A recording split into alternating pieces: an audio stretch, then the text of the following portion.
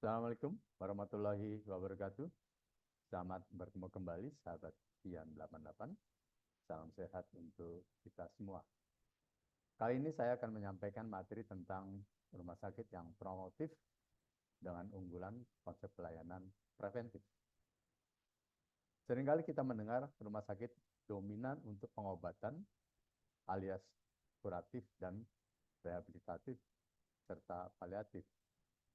Memang benar, namun dengan kata-kata dominan, seharusnya masih ada unsur-unsur yang lain, yaitu promotif dan preventif, yang terkadang sering diabaikan bahkan dilupakan. Mari kita simak materi kali ini. Izin saya share materi.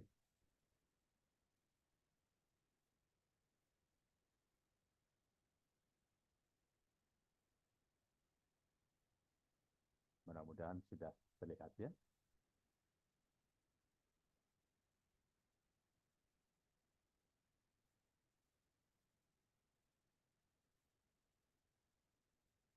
Sahabat Yan 88, pada slide ini digambarkan bagaimana porsi unsur-unsur pendekatan kesehatan, mulai dari promotif, preventif, kuratif, rehabilitatif, bahkan paliatif, baik di rumah sakit sebagai pelayanan rujukan, serta di puskesmas sebagai pelayanan kesehatan primer.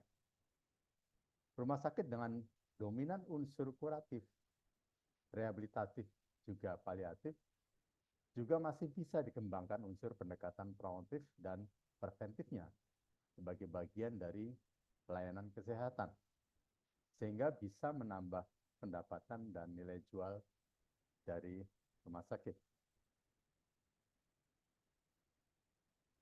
Sahabat Yan 88, kita tentunya sudah familiar dalam transformasi kesehatan.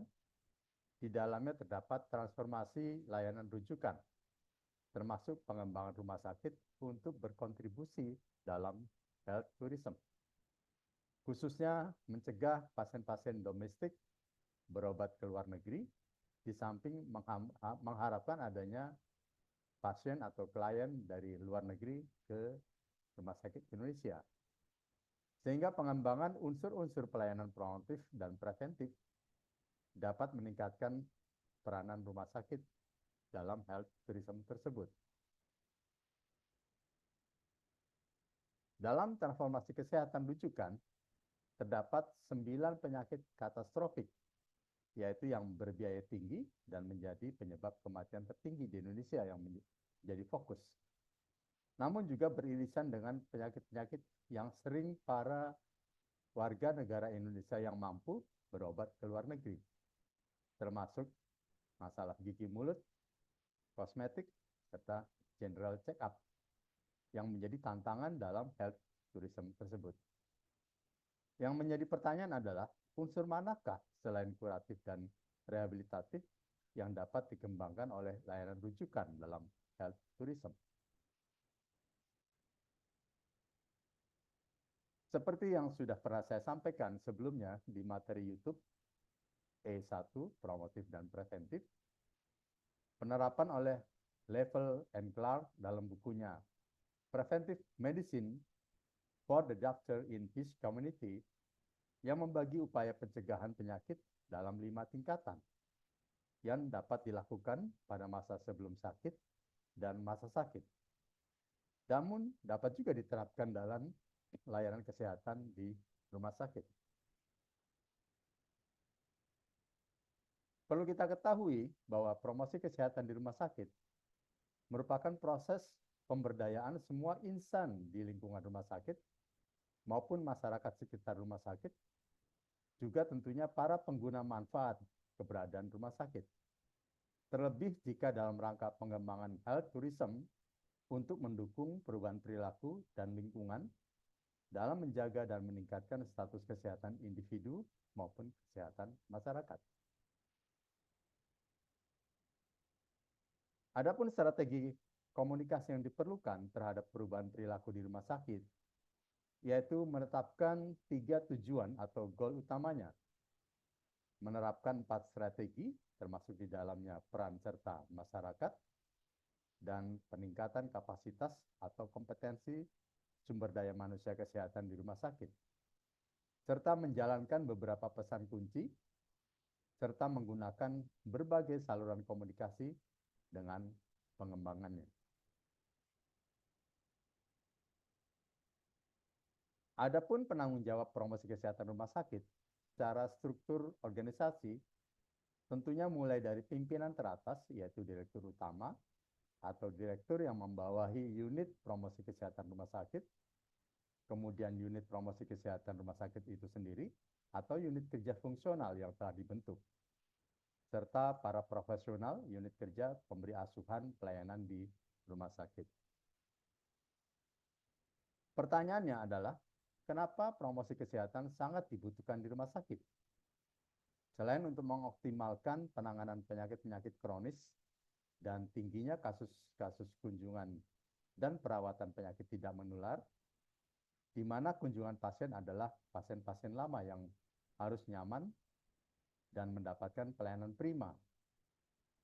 Tentunya anggaran kesehatan yang lebih dari 70% dominan ke arah kuratif, juga perlu adanya isu peningkatan mutu dan keselamatan pasien, juga karena rumah sakit sebagai tempat kerja yang penuh resiko dengan resiko penyakit, dan tentunya rumah sakit sebagai organisasi para intelektual yang berkumpul perlu pengembangan yang berorientasi pada kesehatan masyarakat.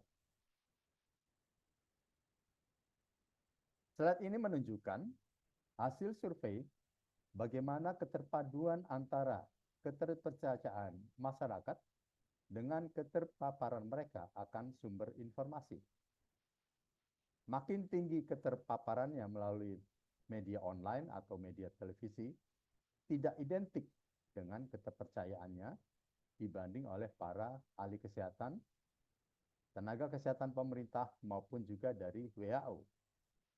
Justru yang tingkat kepercayaan yang tinggi yang harus ditingkatkan keterpaparannya, seperti halnya melalui media sosial maupun juga media televisi. Dalam pengelolaan promosi kesehatan rumah sakit, tentunya perlu perencanaan dan pelaksanaan, baik yang sifatnya indoor maupun outdoor, dengan berbagai pendekatan audiovisual maupun juga melalui media sosial. Adapun tujuan besar promosi kesehatan di rumah sakit adalah demi termanfaatkannya berbagai aset rumah sakit dalam berbagai bentuk pelayanan yang tersedia melalui perubahan pengetahuan, sikap, dan perilaku pasien atau klien rumah sakit sebagai upaya seluruh masyarakat rumah sakit.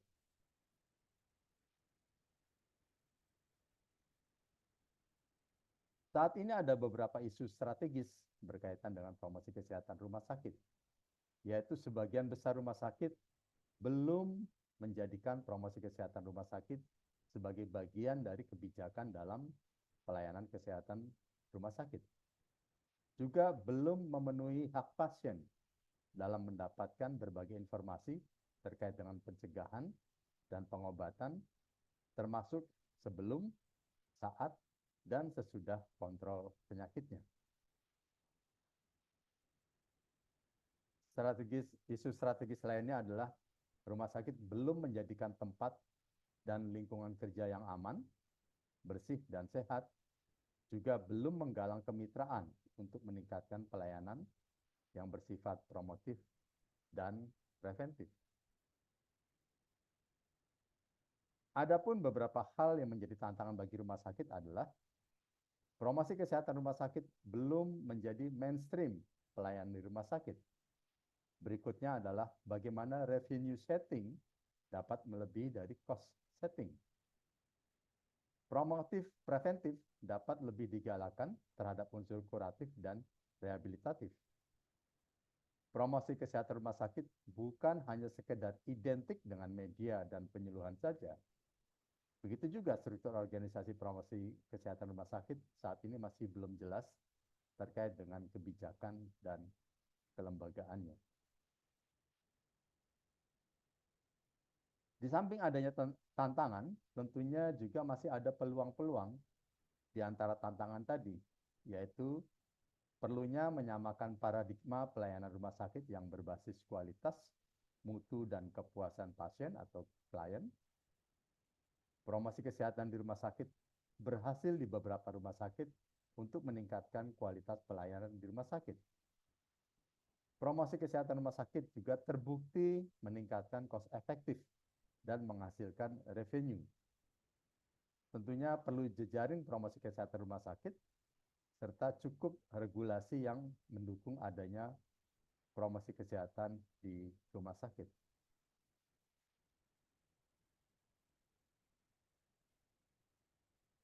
Sahabat-sahabat yang 88 sekalian, pada slide ini saya juga perlu memperkenalkan bagaimana latihan fisik juga merupakan suatu terapi atau obat seperti halnya pengobatan terhadap penyakit. Dan saat ini sudah dikenal dalam dunia kedokteran sebagai exercise is medicine yang dapat bersifat preventif, dapat pula bersifat kuratif. Dari berbagai parameter dalam konsep pengobatan seperti jenis atau tipe obat-obatan, frekuensi pemberian obat atau lebih dikenal sebagai dosis, lama atau tempo pemberian obat, kontraindikasi dan efek samping dari obat, serta bagaimana penerimaan obat dalam tubuh kita masing-masing, semua identik dalam pemberian obat-obatan dan juga hal yang sama terhadap pemberian latihan fisik, sehingga exercise juga sebagai obat.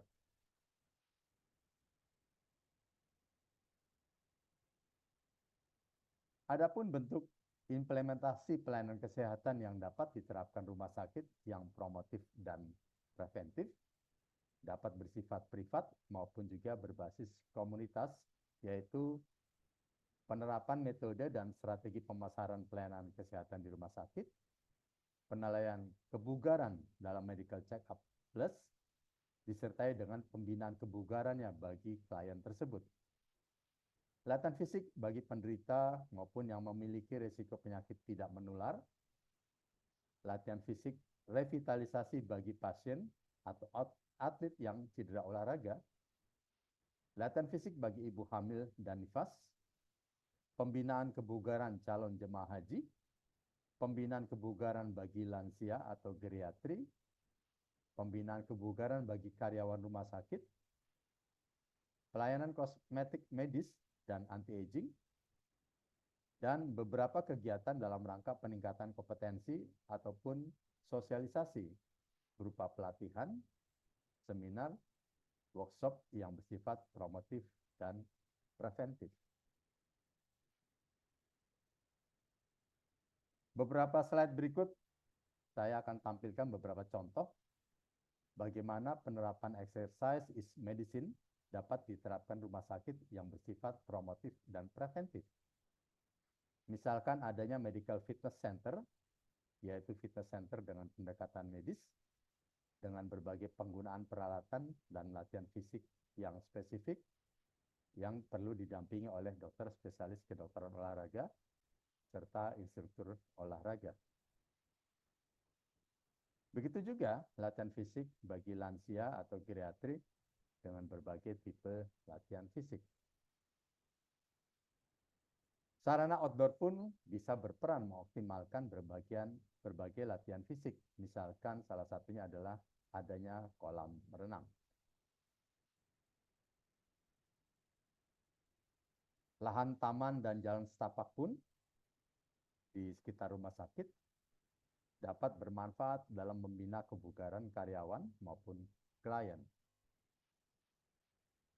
Serta berbagai sarana outdoor lainnya, di samping juga dapat berperan sebagai proses adaptasi pasien sebelum pulang bersama keluarga setelah dirawat. Demikian, sahabat Yan 88 sekalian, paparan saya kali ini tentang bagaimana rumah sakit yang promotif dan preventif sebagai bagian dalam pengembangan health tourism. Semoga bermanfaat. Silahkan klik like, subscribe, serta berikan komen, serta share jika sahabat anggap bermanfaat bagi pihak-pihak terkait. Ingat, sebaik-baiknya manusia adalah yang dapat bermanfaat bagi orang lain. Demikian, wabillahi taufiq wal hidayah. Wassalamualaikum warahmatullahi wabarakatuh.